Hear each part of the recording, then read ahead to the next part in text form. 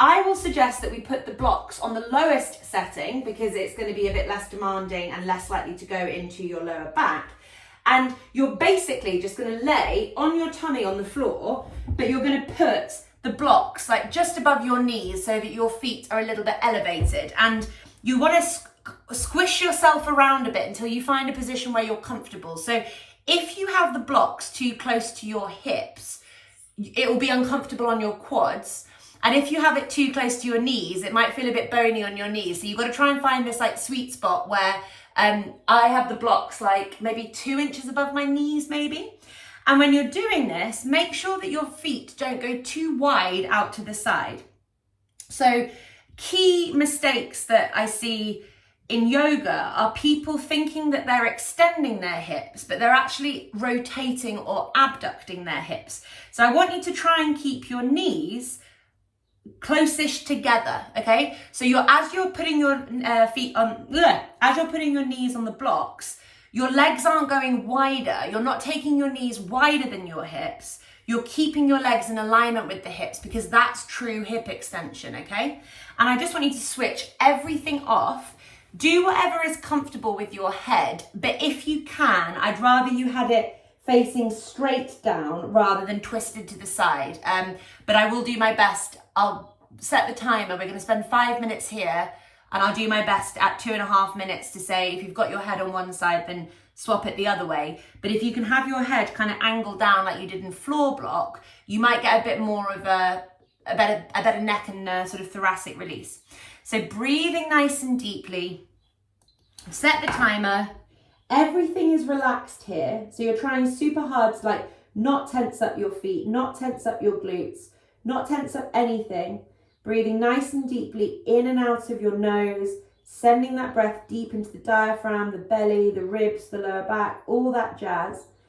And hopefully you'll notice that if your hip bones at the front, the kind of front of your pelvis, feels like they're elevated off the floor, you might start noticing that they drop and sink and ground more into the floor. And that is your hips letting go into extension. If you are laying here and your lower back is getting more and more tense, you're not extending your hips, your pelvis is stuck and you're hyperextending your lower back. So don't continue with this exercise if your lower back is getting more and more tense. But you might find that after a minute or so, actually it starts to calm down. But it should feel relaxing here. If you're bracing in your upper body or unable to breathe or pushing your hands and your forearms down into the floor, or whatever it might be, you're not relaxing. So I want you to think about you being a puddle that's like melting into the floor and you've just got this bit of elevation and we're stretching the hips off into extension. And it should feel like you can feel the front of your pelvis, the front of your hip and the very sort of top of your femur on the floor, and it shouldn't feel overwhelmingly like a lower back issue. And if it is, it's just too much hip extension for you now, so you need to try and do something else that feels more comfortable. Might just be not having the blocks, that might be fine, or it could just be laying on your back, knees bent, feet flat on the floor. That will also relax off your hips a bit, but in a easier way, shall we say. Okay, keep on breathing. I'm going to try and shut up, but I will tell you about swapping your head in about 30 seconds if you are doing that.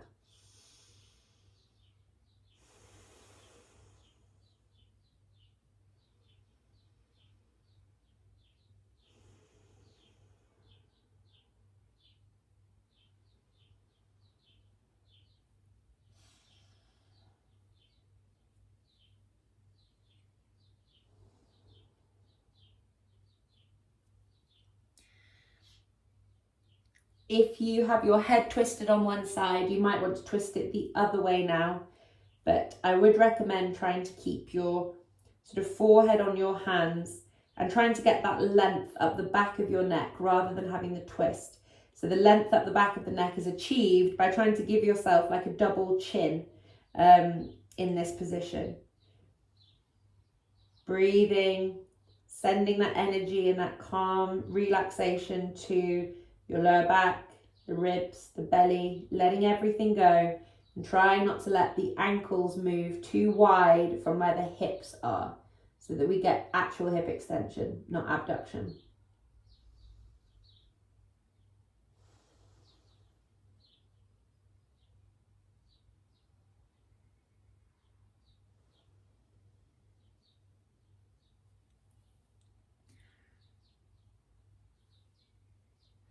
Spend another 1.5 minutes here. Just keep on breathing.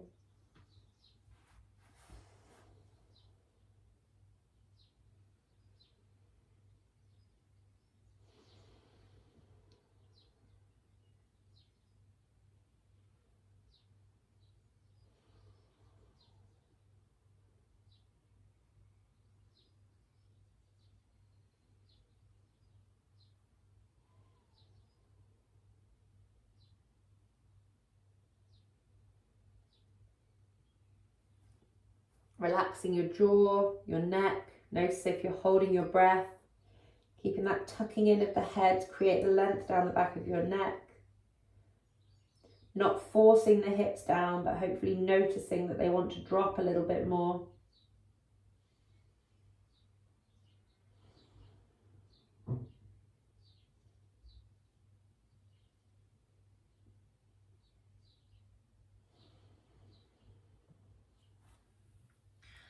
"30 seconds left."